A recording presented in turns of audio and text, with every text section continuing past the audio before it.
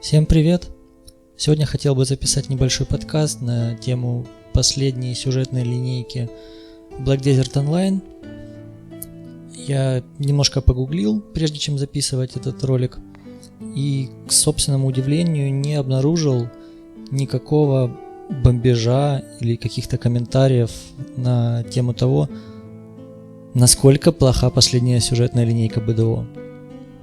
Честно говоря, уже после релиза, как он назывался, Аттракцион, вот это вот данж, который они выкатили, уже, скажем так, доверие было потеряно. Вот. Но все равно была какая-то надежда, что, возможно, они как-то соберутся с духом, придумают что-то более-менее вменяемое, что-то более-менее интересное, какие-то персонажи, какие-то интересные взаимодействия. Но, к сожалению, в очередной раз не получилось. Вот. Вчера я проходил эту сюжетную цепочку. 180 квестов, 180 плюс. Вот. И я как раз из тех людей, которые всю дорогу читали реально все квесты, все диалоги, все вот эти пояснялки. И те, с кем я общался, всегда дико удивлялись, типа, мол, ты что, совсем упоротый? Ты что, тебе не впадло вот это все бред этот читать? Я такой, вдруг там нормальный сюжет на туре завезут, наконец-таки. Я отслеживал вот эти все мелкие изменения, которые они вносили в сюжетную цепочку стартовую. Когда, например, у них появились возможность менять ракурс камеры, когда у них появилась эта приколюха, что NPC могли включаться и выключаться в нужных локациях, вот как раз пещера с Эммой Бартелли возле замка Крон. И я такой, возможно, это полезная штука, возможно, это выльется наконец-то в нормальные катсцены, в какое-то интересное повествование, в более интересное повествование, потому что раньше ты просто эркал по NPC, он тебе прогонял длиннющую телегу, ты ее читал, иногда она была не длинной, и, собственно, шел выполнять какое-то поручение. В принципе, это было нормально. То есть вот первая цепочка, по крайней мере до того, как ее переделали, была как раз про это. Про Баленос, Сирендию и Кальфион. Вот. Возвращаясь, так, скажем так, назад во время, а я, кстати, играл в БДО с самого ее ЗБТ. С 13 года, получается, или там с 14, когда она вышла у нас на РУ регионе. Даже немножко на Японии, кстати, поиграли с переводом. Вот. История Кальфиона и Хиделя была не особо интересная, скажем так, но, по крайней мере, она базово знакомила нас с миром, рассказывала о специфике регионов, знакомила с ключевыми персонажами, типа Игоря Бартелли, этого Жардина, знатью Кальфиона, Джаред. Как бы давала общее представление, что вообще за мир, что происходит, но при этом не навязывала нам какую-то душню, нам не пыталась втирать и, скажем так, работала локально. То есть мы выполняли маленькие поручения, маленьких людей, в принципе, по большому счету, как-то косвенно, потихоньку знакомясь с окружением, с лором, с историей. История в основном была подана через какие-то упоминания у местных жителей, у квестодателей. То есть ты узнавал потихоньку, как-то привыкал, и все локации были, скажем так, поданы поочередно и с задержкой. То есть ты успевал эту локацию как-то освоить, в ней побегать, привыкнуть, запомнить расположение, освоиться, только потом ты переходил в следующую. То есть даже там какие-нибудь условные бандиты-бираги в свое время, это была, задачка на денек, скажем так, там побегать, что-то поделать. Сейчас же, когда ты пробегаешь сюжетную линейку, ты просто неистово паровозишь всю игру. То есть весь Кальфион, весь Баленос ты пробегаешь за часа за 2, за 3. Особенно для тех, кто шмот перекидывает, это вообще они просто как паровозы чешут по всей этой карте. Они, соответственно, ничего не читают, они просто проеркивают все квесты. И, в принципе, грех их судить, потому что, когда ты читаешь это уже второй, третий раз, и если ты хотя бы разок это прочитал, то перечитывать это бессмысленно. Если ты, конечно, не такой аутист, как я, и который не сверяет реально, что было, что стало. То есть, кому не интересно, в принципе, к ним вопросов нет. Вот. Но другое дело, что это кому-то не интересно, но кому-то-то и интересно. И, честно говоря, Pearl Abyss, на мой взгляд, вообще совершенно бездарно относится к повествовательной части своей игры, потому что так плохо делать, при том, что все остальное в игре сделано настолько хорошо, это просто возмутительно, на мой взгляд. Потому что у них такой мир, такие масштабы, такая архитектура, такая там специфика регионов, так там проработаны какие-то мелочи, какие-то анимации, модели, все вот это, как бы заложен очень большой потенциал, огромный, я бы сказал. Но настолько жалкая история, настолько она невменяемая, настолько неинтересная, настолько они пыжатся вот выдавить какую-то эпичность на ровном месте, что это невозможно всерьез воспринимать. Это даже не уровень плохого аниме, это уровень плохого фанфика по плохому аниме. Вот претензия. И опять же, возвращаясь к самым старым их потугам в сюжетничество, даже история Кальфиона звучит более-менее неплохо. Особенно вот до начала, когда начинается вот эта вся история с знатью Кальфиона, с этим восстанием на площади, там, где ты бегаешь постоянно туда-сюда, что типа, ой, эти нас наебали, нет, эти нас наебали, а вот на самом деле те. Типа, вот это уже начинается какая-то бурда, потому что ты, по сути, вообще мимо крокодил, ты вообще ничего не решаешь, и то, насколько натужно и нелепо пытаются главгероя вписать во все эти терки, оно просто критики не выдерживает. То есть дальше вот начинается уже, когда Медея, это уже как-то на что-то похоже, потому что там ты все-таки приходишь в Медею уже как маломальски известный персонаж, скажем так, в Кальфионе с определенной репутацией. И там хотя бы можно понять, почему там ты имеешь какой-то вес и на что-то вообще влияешь. Плюс там сама история, конечно, тоже за уши притянутая, но она хотя бы линейная какая-то и понятная, зачем ты делаешь то, зачем ты делаешь это. Хотя зачастую там тоже есть такие приколы, что непонятно, как они делают какие-то выводы из вещей, которые, ну, очень отдаленно вообще куда-то подходят. Вот. То же самое, что они ввели там эту Элезеру свою, эту белую бабу. Потом они еще сделали к ней модельку. И такие, о, у нас есть балдежная белая баба, давайте пихать ее как бочку-затычкой просто в каждую историю, что всегда, если что-то происходит, значит это Элезра. Типа, а в первом сезоне такой же затычкой в бочке был и Дан, которого тоже пихали, и эльфийская бабища. Вот их вдвоем постоянно везде турили, везде они были всем больше всех нужны.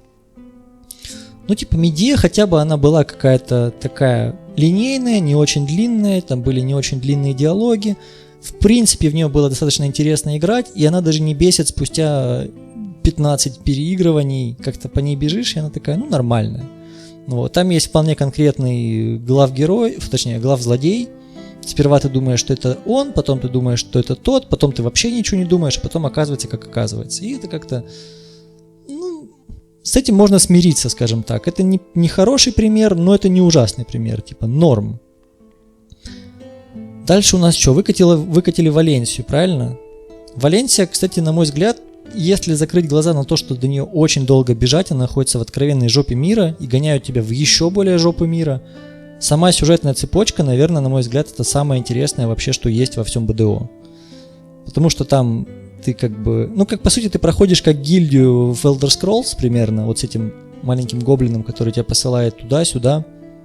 Есть его этот подельник, араб.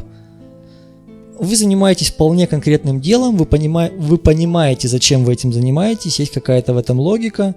Есть тоже твисты некоторые, все заканчивается логично, там очень интересная архитектура, вот эта вся арабская, какая-то индусская, восточная в общем.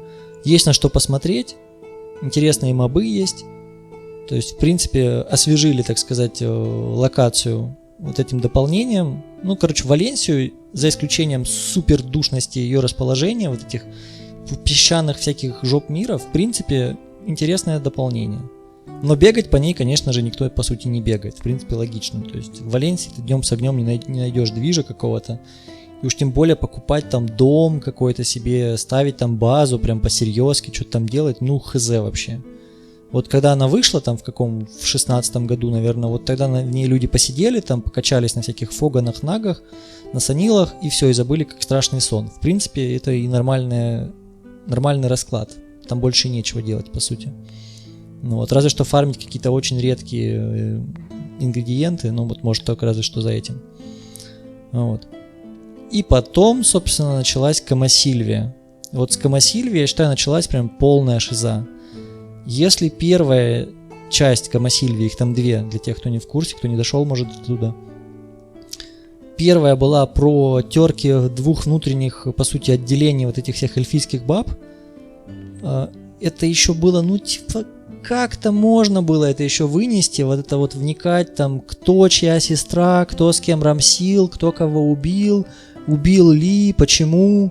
Запомнить эти 100-500 эльфийских имен, названий отрядов, названий локаций. Еще послушать там про весь этот лес, который там тоже барагозит друг с другом. Там все эти кентавры с грибами, грибы с этими маншару с кем-то там еще, короче, браконьеры там еще участвуют. Типа, там уже началась прям вот херня, то есть прям Камасильвию прям больно играть. Абсолютно тоже зачастую нелогичные какие-то решения. Ты как бы разговариваешь с людьми, ну, с NPC про одно, они потом, как вывод, отправляют тебя делать вообще непонятно что. Но самый большой мой доеб, пожалуй, в том, что очень много названий, тебе их буквально через слово втыкают. То есть там, вот ты нашел название, это достал древний правитель чего-то там название, его звали так-то, а его там дочь вот так-то слышала миф, который называется вот так-то, про бога, который называется вот так-то, который находился в локации, который называется вот так-то. И, короче, тебя просто настолько заваливают всей этой терминологией, именами и всем остальным, что ты просто теряешься и уже такой, да, окей. И просто тупо эркаешь, потому что всю эту ахинею всерьез запоминать, ну, типа, очень сложно. Даже если реферат кого-то заставить написать по сюжетке Камасильвии, это прям будет очень потное занятие, это нужно прям вычитывать, прям собирать, прям садиться такой, так, ага, вот этот, это там отец вот этого, а жил он вон там, так, а находится это вот тут, ага, вот это все записывать, устаканивать прям в голове, чтобы прям понимать, что происходит. И самое тупое, что ладно бы это был какая-то эпичная игра какая-то, очень длинная, ты бы со всеми этими персонажами общался, они бы там тебе как-то помогали, как-то влияли на твой геймплей. Нет, ты просто паровозишь там 2-3 часа эту сраную сюжетку и забываешь про нее. То есть вся эта эпичность, все эти 100-500 названий, они ни к чему не ведут. Потом это никак не сказывается, разве что ты потом бегаешь по локациям и такой, о, эта локация называется как имя там какого-нибудь челика, или ой, когда-то упоминали в мифе вот это место, что здесь типа что-то когда-то произошло. Что это дает для игры? Да ни хрена это не дает для игры, ты просто растягивают тебе игровое время и делают вид, что это серьезная вселенная, где очень много событий. На самом деле это не серьезная вселенная, которая абсолютно никак не реагирует на тебя. Даже тупо, что даже когда ты банально с каким-то NPC поднимаешь дружбу на максималку, на одном персонаже он говорит тебе, йоу, здорово, типа, ты нормальный чел, ты перелогиниваешься на другого, он тебе говорит, я тебя вообще не знаю, хотя вы как бы одна семья по логике. То есть даже на таком уровне это вообще никак не роляет. Чего уж тут говорить про какой-то мир. Миру вообще поебать, что ты делаешь. Все просто откатывается, обнуляется, типа те же самые мобы на тех же местах, те же персонажи на тех же местах, ничего не меняется. Или сравнить это, например, с моей любимой Guild Wars 2, в которой ты действительно со всеми персонажами, про которых тебе говорят, ты с ними бегаешь, они с тобой общаются, они тебе помогают, они кучу раз с тобой участвуют в миссиях, и там реально меняется история, в отличие от Black Desert. Хотя, как бы, Guild Wars не такой уж эпичный. Но почему-то там людям не впадло нанять профессиональных каких-то писателей, профессиональную озвучку и типа сделать нормальный продукт.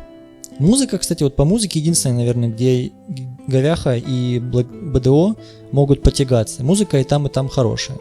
Но, честно говоря, мне в Guild Wars нравится больше. Но не суть. Короче, если первую Камасильвию еще кое-как можно еще пережить, то во второй начинается еще больше пиздец. Начинается этот замес с ахибами, упоминание Арзерки следующего дополнения. Вот. И там градус вот этих всех упоминаний имен, каких-то внутренних междусобойчиков, упоминаний каких-то божеств, рек, лун, еще чего-то просто катастрофически возрастает. То есть все плохое, что было в Камасильвии в первой, во второй части Камасильвии этого еще больше, а хорошего еще меньше. То есть это еще более душная кампания, которую еще больше хочется проэркать и вообще даже не вникать. Вот. И кажется, это именно там находится этот абсолютно шизовый квест, там, где ты приходишь на берег, и тебе нужно пересчитать стрелы. И типа, ну там стрел по факту, 50 может, 100. А правильный ответ там что-то 731 или что-то такое. То есть их, во-первых, не столько, сколько их есть, во-вторых, каким раком ты их должен был высчитать. Ну, короче, чтобы вы понимали просто. То ли это в этой карте, то ли в следующей. Ну, вот. Следующий, кажется, был Западный Кальфион, если не ошибаюсь. Это Звездная гробница, Кзарки. Вот.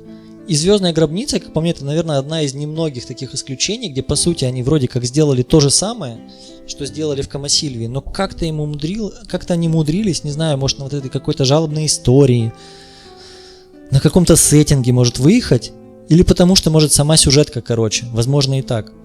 Но, короче, она не так бесит.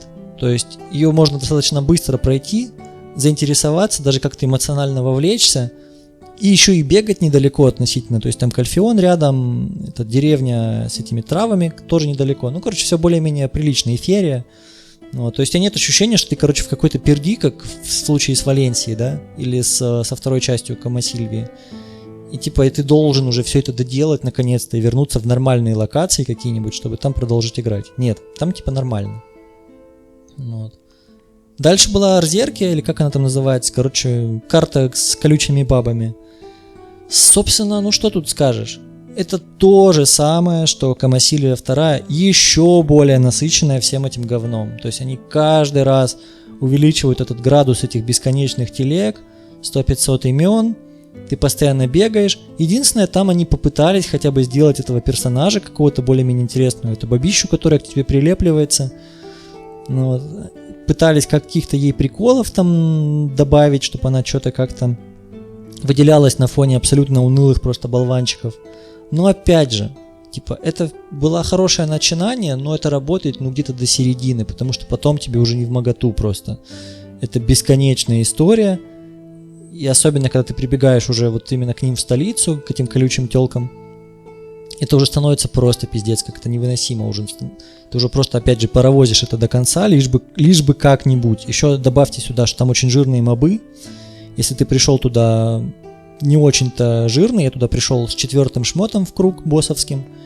И, честно говоря, мне прям плотнейших люлей давали в этом лесу колючем. Просто капец. Я там охреневал, просто весь забафанный бегал. И все равно я только под конец уже там более-менее как-то начал что-то как-то им наваливать. Ну, короче, потная локация, очень душная. Сторителлинг они пытались, но получилось так себе. Двенкрун это прям еще хуже. То есть каждый раз, когда выходит новое дополнение, ты каждый раз надеешься, типа, сейчас они исправят ошибки, станет лучше. Типа они больше зарабатывают, они увеличиваются, у них больше опыта. Ни хрена. Типа, у них мало того, что и локации, честно говоря, становятся, как по мне, так все меньше и меньше, так они еще и более бессмысленные становятся. То есть в Двенкруне, в отличие от даже гробницы Кзарок, парадоксально, да, гробница Кзарок вообще мелипиздрическая. Там народу есть что делать. В Двенкруне вообще не хрен делать. Ты прибегаешь в главный город, и там 3 калеки реально. Причем те, кто тупо по квесту прибежали или пришли делать дневники. Типа такой движухи, как даже в Кальфионе каком-нибудь, нет. То есть это уровень примерно Киплана. Вот, кстати, Киплан на самом деле неплохой пример, на самом деле неплохой истории. Тоже натужной, но там и вот эта история с окаменевшей девушкой и с шизом-правителем, который дочерей не отличает, у которого дочь умерла. Там это даже работает. То есть ты как-то проникаешься к ней. Музыка там еще такая трагичная. То есть там весь город такой прям печальный. То есть вот там, кстати, неплохо получилось. Двенкрун, типа, это очень длинная сюжетка, и половину из них ты шаришься по всяким монастырям, пещерам, слушаешь бесконечные, абсолютно графоманские притчи, какие-то там истории про то, как Луна-дракон встретилась с водой богини, и как они там, короче, что-то не поделили, как кто-то заснул, кто-то проснулся, кто-то родился, кто-то умер. Короче, бесконечная шизофазия, просто бесконечная графомания. Боев там почти нет во всей локации, хоть спасибо хоть на том. Единственное, как бы там эпичный дракон достаточно, вот этот Камос. На этом все. Положительные моменты этой карты заканчиваются. Тоже достаточно жирные мобы на момент выхода, что как бы тоже не дает сильных плюсов. Вот эти бесючие статуи бабищи, забыл, как они называются, на которых еще дейлик дают. Очень неудобная локация для перемещения, то есть ты постоянно по этим горным дорожкам бегаешь. То есть они, конечно, красивые, базару ноль, сам лес очень балдежный, очень здорово его рассматривать, лазить по всяким кустам, залазить на горы. Но именно чтобы бежать по карте куда-то, это просто издевательство натурально, ты постоянно по этому серпантину носишься. То есть там почти нельзя наискосок куда-то пробежать. Вот. Ну и опять же, сами локи, типа, там либо очень лоховские мобы, которых вообще непонятно кто бьет, либо капец жирные мобы, которые тоже не пойми кто бьет. И они находятся черти где друг от друга, в промежутке вообще ничего нет, абсолютно пустая столица мертвая, в которой тоже делать нечего. Даже сами посмотреть, как там торговцы расставлены, они распиханы просто по всей карте, еще и по округам. Там есть вокруг всякие сады, какие-то там высадки. Ну, короче, ты еще должен по округе там понарезать, чтобы кого-то понаходить. То есть это примерно как прийти в центральное поле пшеницы, или как оно там называется. Там, где там это Норма Рейд сидит в Серендии. Вот примерно такая же локация, то есть нахрен никому не нужное вот это вот городское образование и куча вокруг каких-то полей. Для кого это сделано, непонятно. То есть мертвая локация, в которой никто не фармит. Даже не фармит. Я уж не говорю про квесты. Квесты там еще более тоскливые, даже чем в Баленосе. И богу, лучше уж жуков там пылесосить, чем бегать по Двинкруну. Ну и, собственно, вот Двинкрун. И вот когда вышла последняя, вот я вчера сел наконец-то играть эту черную вечную зиму. Мне нравится очень, как выглядят зимние локации в БДО. Всегда очень любил зимой заходить как раз в БДОшку, когда включался этот режим снежный. Очень балдежно, очень душевно, очень все классно. Музыку отлично сделали для этой локации, для регионов. Но это прям невыносимо играть, вот ей-богу. Я смог доиграть по-серьезки, читая эту всю бурду, до, кажется, 3-го испытания, где ты сокола кормишь этой бараниной. И потом там на карачках ползаешь по болоту. Вот до сюда я доиграл, дальше... нет, вру. До того места, где надо было починить печь. Дальше меня не хватило. Я уже просто эркал эту ахинею, потому что это просто возмутительно. Мало того, что это лиса злоебучая, просто бесит. Хотя мне нравятся лисы, мне вообще во всех играх лисы нравятся, и в этой тоже, пока не молчали. Но эти катсцены... Я еще взял Драканию. То есть, как бы она вроде как по лору туда подходит. Вот эта вся предыстория, что это Эльезер, а вот вы с ней там идете с Восточного базара по пескам, следуете за этим большим, каменным роботом.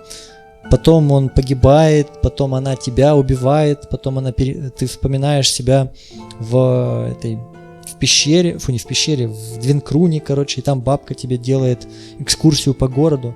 Ну, сука, как душно просто там. Каждая эта катсцена, она еще, ее можно скипнуть, но, если ты смотришь первый раз, хочется же посмотреть, что там будет, может там что интересное, да? И вот они каждую фразу растягивают, то есть они вот подошли, постояли, посмотрели туда, посмотрели сюда. Ты прям видишь, как активируется базовая эта анимация из эмоций, как они ее как-то вот коряво прилепили туда, вот, чтобы она как-то вот сработала. То есть такой конструктор просто из того, что было. Вот они такие, какие у нас есть эмоции? Такие. Куда мы это можем пихнуть? И вот из этого они как-то пытались собрать какой-то сюжет, чтобы просто подогнать вот эти анимации под какую-то текстовую часть. И вот они еле говорят, еле двигаются. Это камера, которая постоянно эти крупные планы дает, отлеты туда-сюда. Как будто это что-то такое прям невозможно эпичное, такое важное. Это так вообще нужно увидеть, нельзя это ни в коем случае пропустить. А там просто хуета происходит, просто там вала ебут всю дорогу, там нечего слушать, ей-богу. И диалоги, если раньше они хоть пытались как-то быть реалистичными, в этом даже прикол был, многих это бесило, но в этом была фишка, что все диалоги не звучали как приказ, который тебе присылают, да, как в Варкрафте, например. Это, скажем, такая живая речь человека, если из нее убрать речь его собеседника. То есть просто он в одну калитку с тобой общается, по сути. Примерно как если ты слушаешь человека, который с кем-то по телефону разговаривает. Вот так примерно выглядит квесты в БДО. То здесь это какой-то, даже это не детский уровень. То есть даже дети, мне кажется, скажут, вы что нам за говно подсунули? Это ж вообще критики не выдерживает. То есть какие-то там хихоньки-хахоньки абсолютно детские. Озвучка просто, не знаю, уровня самопальной озвучки фильмов или аниме. Ну, то есть нелепость какая-то во все поля. Постоянно тебе пытаются какие-то сайд-квесты впихнуть, которые вообще не лепятся. Вы там эпичным делом вроде занимаетесь, да, хотя непонятно, кому это пламя Иникс всралось, зачем в него идти, почему обязательно в гору. И там как-то это раздувает этот поход в горы, как будто это такой невозможный квест, никто не мог пойти. Блять, да вы и курицу поймать не можете никто. Вы вообще там в своем мире БДО ни хрена не можете. Вы волка не можете забить, вы гоблина не можете убить отрядом. Типа, вы вообще ничего не можете. В любую гору в БДО можно забраться за 5 минут, просто даже без коня, просто тупо пробелом. Но это так подается, что типа, нет, нужно, там живут невозможно сильные враги, они тебя не пустят. И ты чисто через всех этих врагов просто в тупую бежишь к этим кобальдам, к этим, гигагномам, которые там сидят в пещере. Почему они там сидят, непонятно. Ну, просто пиздос, это просто невыносимо. В общем, я доиграл, кажется, до 70-го квеста. Опять же, квест это не квест, это значит просто, что тебе кучу раз заставляют бегать между разными NPC, выслушивать их бесконечную телегу, жать RRR, да, бежать до следующего, опять это все выслушивать.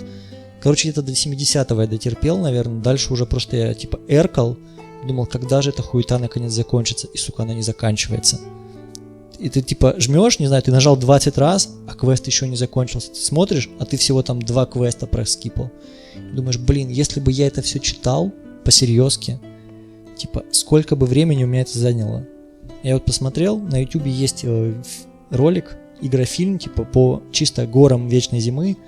Он идет там почти 4 часа. У него, правда, 200 просмотров, никто, видимо, это всерьез смотреть не стал. Я уверен, там, наверное, удержание супер говёное на этом ролике.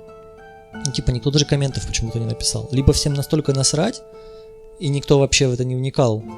На то, насколько плохо сделан сам сюжет. Он и раньше был говном, конечно, но это просто, это пробитие всех дон. То есть хуже, чем эти горы зимы, пока я не видел, ей-богу. То есть лучшая сюжетка, наверное, на данный момент, это часть Киплана, наверное, в стартовой локации. И, пожалуй, этот самый Звездная гробница, на мой взгляд. Самая такая более-менее... и Валенсия. Валенсия, первая часть про поиск сокровищ, в принципе, вся неплохая. Дальше уже какая-то херня начинается про ключ, про подземный, про разрушенный, храм, какая-то бурда. Но про сокровища довольно неплохо, довольно бодренько. Такой авантюрный дух в этом есть. В общем, я доделал наконец-то. Потом меня отправили в Валенсию, собственно, пылесосить все эти локации по-быстренькому, с видом, что это ты вернулся. И даже я скажем так, человек, который играет почти 10 лет в БДО и, в принципе, всех основных персонажей знаю, даже для меня это было невыносимо. А что уж тут говорить про человека, который только-только поставил игру, ничего еще вообще не знает, и на него вываливается весь этот вал просто каких-то названий, мифов нахрен никому не нужных, 100-500 названий локаций, мобов, каких-то названий народностей, которые... Почему-то 10 лет у них не было названий, да, этих оленей называли оленями. Теперь оказывается, что это овечи. Кому не похуй, как они называются. Зачем это ввели, чтобы что? Чтобы изобразить, что у нас серьезный мир, вообще-то у нас очень богатый лор. Алло, ребята, у вас игра про точку и про фарм мобов. Или там какой-нибудь бартер. Кого вы пытаетесь обмануть? Что вы пытаетесь состроить? Это, собственно, обращение к разработчикам. Понятно, что не к игрокам. То есть не нужно изображать из игры то, чем она не является. Это не оно. То есть какой смысл? Но им почему-то кажется, что это очень оригинально, очень весело, очень прикольно засунуть там, не знаю, эту говорящую лису, на нем построить весь сюжет, заставить его жопой трясти половину сюжета. Если вы играли, вы видели, как он это делает. Как будто блох из себя вытряхнуть хочет. Что это очень мило или забавно. Я люблю лис, конечно, я люблю всякую милую херню, но это не мило и не забавно. Это забавно первый раз увидеть где-нибудь, когда у него анимация включилась, но никогда он это делает постоянно, по делу и без. Опять же, Жардина этого пихнули, бедного, видимо, так как Эдан теперь с эльфийкой уплыли куда-то там в жопу мира какую-то очередную, теперь, значит, надо пихать Жардина, получается. Джаред стали пихать. Ну, короче, я уверен, что следующая часть будет еще более всратая, чем эта. Хотя я уже не знаю, у них там вообще осталось ли место на карте еще что добавлять. Ну, скорее всего, там будет опять какая-то бред, опять какая-то отсебятина. Может, опять и Дана вернут, опять будут его эксплуатировать, я не знаю. Ну, короче, что можно подытожить? Каждый раз возвращение в какое-то дополнение в БДО становится очередным разочарованием. Для меня, как для человека, для которого сюжет очень важен, а на геймплей БДО я забил очень давно, и в принципе даже особо не пытаюсь, просто для галочки, скажем так, выполняю сезоны, что-то там смотрю, что вышло, просто чтобы с корешем обсудить и так пофаниться иногда. Это печально, что я могу сказать.